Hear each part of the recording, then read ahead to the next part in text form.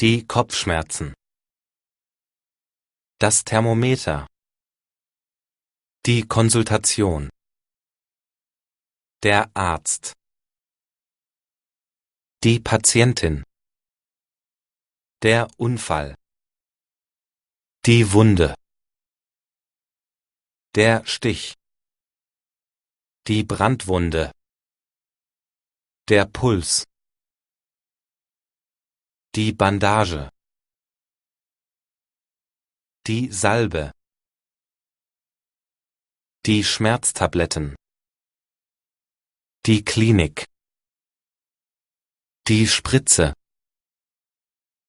Der Operationssaal. Die Krankenhausstation.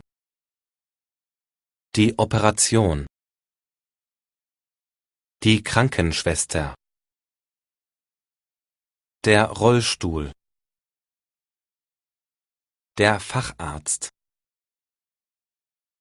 Bürsten. Das Zahnfleisch. Der Zahnschmelz.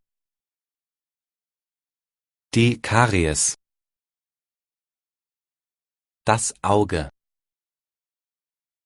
Das Glas. Die Pupille. Die Brille. Die Träne.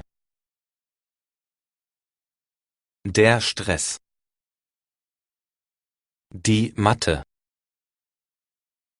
Die Massage. Das Yoga. Die Entspannung. Der Chirurg.